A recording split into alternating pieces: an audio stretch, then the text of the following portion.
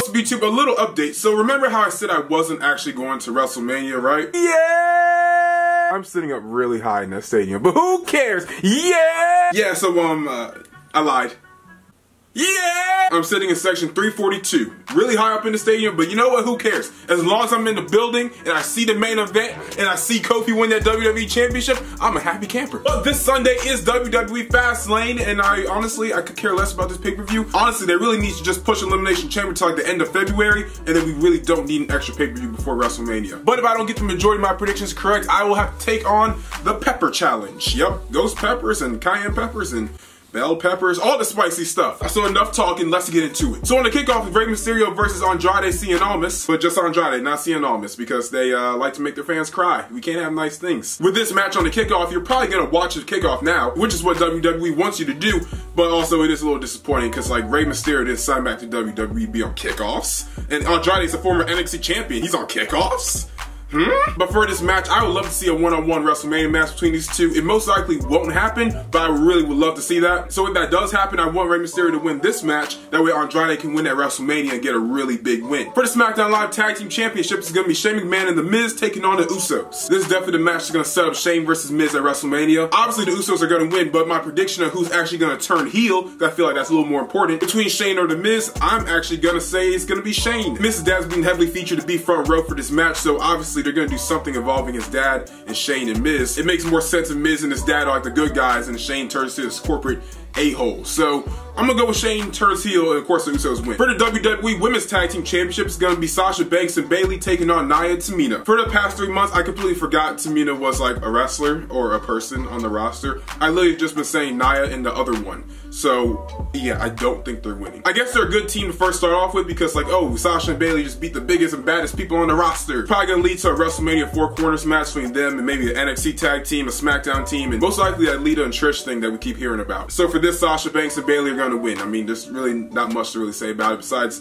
they're just gonna, you know, retain. For the Raw Tag Team Championship, it's gonna be the Revival defending against Ricochet and Aleister Black, defending against Bobby Roode and Chad Gable. Another obvious one is gonna be the Revival. I don't like seeing Ricochet and Aleister Black as a tag team. Both these guys are main event contenders on their own. Or honestly, Aleister Black could be like one of those superstars like a Razor Ramon or Mr. Perfect, who doesn't win the world title but makes like that Intercontinental Championship feel really important. Because there's so much good mid-card talent. I mean, some guys are probably not gonna be world champions, but they can make that Intercontinental title feel really important. So I would like to see Aleister Black be like one of those kind of people. But regardless, for this match and this match only, I feel like the Revival are just going to retain. And I'm expecting like a ladder match or something at WrestleMania. Because like Ricochet in the ladder match at WrestleMania, ooh, the moments. For the SmackDown Live Women's Championship is going to be Asuka taking on Mandy Rose. Couldn't care at all. Literally don't care. Whatsoever. I hope the rumored WrestleMania match is still Asuka versus Lacey Evans because I love Lacey Evans. Actually, you know what? Play it. 1, 2, I'm marching for you. I've got your number. Yeah, I don't think you're ready. Lacey Evans is reportedly going to be one of the biggest stars in women's division once Ronda Rousey leaves after WrestleMania. WWE really wants her to be a big name on the women's roster, and after Ronda Rousey's out, leave Ronda, Lacey Evans is taking over. Sorry, that got a little intense. Thanks for watching. 1, 2, I'm marching for you. I've got your number.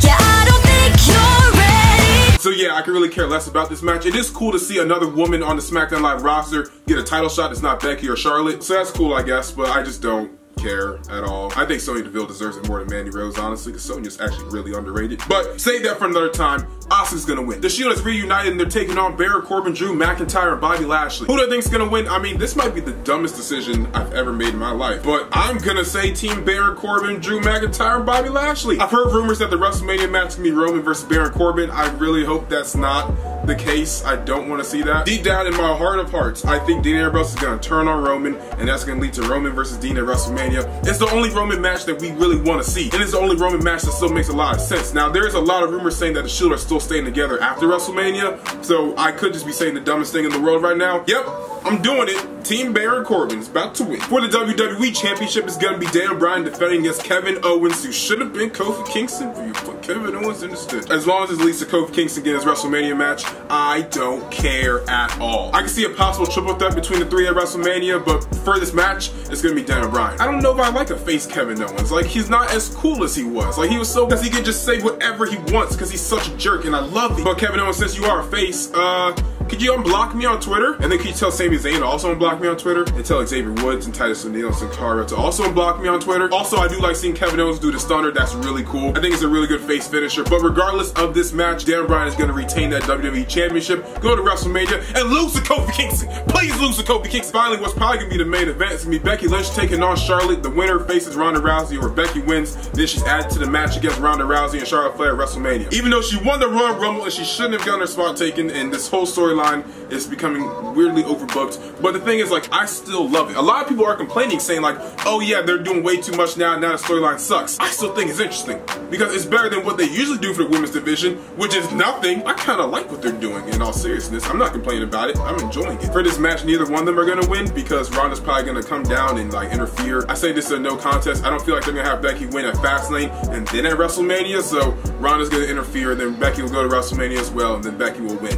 That's what needs to happen, honestly. So that's my predictions for that. But yeah, guys, this is my Fastlane predictions. In the comments down below, what are your predictions? But make sure to like, comment, share, always subscribe. If I don't get the majority of my predictions correct, I have to eat ghost peppers. But make sure to like, comment, share, always subscribe, and we outie.